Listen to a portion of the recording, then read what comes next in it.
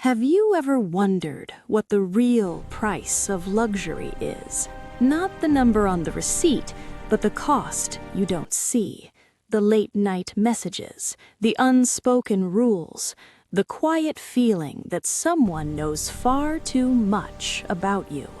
Because sometimes the penthouse views, designer bags, and five-star dinners aren't gifts, they're leverage. And tonight, I'm telling you a true horror story that begins with champagne and silk sheets and ends with something far darker. This is the story of a young woman who believed she had found the shortcut to a perfect life. No debt, no struggle, no exhausting 9-to-5, just one wealthy man and an agreement that seemed harmless at first. He found her through a message online, polite, calm, almost charming. He said he admired elegance, that he enjoyed helping intelligent women live comfortably. At first, she laughed it off. Then she replied. Their first meeting was at a restaurant where the lights were low and the menu didn't show prices. He introduced himself as Daniel, well-dressed, soft-spoken, confident. He spoke about investments and travel, about how lonely success could be. Then he slid an envelope across the table. Inside was more cash than she had ever seen in one place. No paperwork, no contract, just one condition: discretion. And in that moment, surrounded by candlelight and soft music, it didn't feel dangerous. It felt like luck. At first, everything was easy. Rent paid on time, new clothes, a better phone, quiet weekends in luxury apartments overlooking the city. Daniel never raised his voice, never rushed her, but slowly the requests began to change.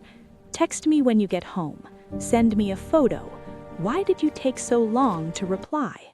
They sounded caring, protective, until they didn't. He upgraded her phone under his account, paid her bills directly. Every convenience made her a little less independent. Once, she casually mentioned a coworker. Days later, Daniel asked if that was the man with the red car. She never told him that detail. Her stomach dropped. Then came the rules. No posting online. No spontaneous trips, no seeing people he didn't know about, and one rule he repeated often: never lie to me, I always know. He said it with a smile, but his eyes never blinked.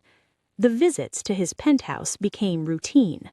The doors locked automatically behind her, the windows never opened, and every time she left, Daniel would say the same thing: be safe. I'd hate for anything to happen to you.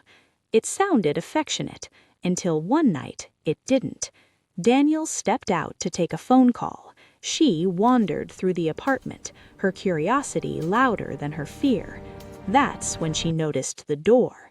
No handle, no lock, just a keypad. Inside was a small room with no windows and dim lighting, and a wall of screens. Security footage, her apartment building, her street, her favorite cafe. Footage dated weeks, even months before they met. There were folders, too. Other women. Photos, names, notes. Some labeled uncooperative, some labeled ended. Her phone vibrated. Where are you? She didn't answer. That night, she didn't sleep, because she finally understood. This wasn't a relationship, it was surveillance, and she was just the latest file. The next morning, she said she needed space. Daniel didn't argue. He smiled. Of course. That night, her bank account stopped working. Her phone lost service. Her key to the apartment wouldn't unlock the door. Then came the message. You didn't think you could just disappear, did you? He knew where she was, because he always had. She ran. No luggage, no plan. She went to the police, but without access to her own records, nothing happened. Days later, Daniel sent one final message. I don't like unfinished stories. Be careful. Then nothing. She moved cities, changed names, erased her digital trail. To this day, she doesn't know how many women came before her, or how many never got away. Luxury isn't always freedom. Sometimes it's a disguise, because the most dangerous people don't need chains, they just need access. If this story stayed with you, good, it was meant to. If you want more stories that follow you into the dark, make sure to like, subscribe, and stay here. And before you go, ask yourself one question. If someone offered you everything you wanted, what would they expect in return? Sleep well, and I'll see you in the next story.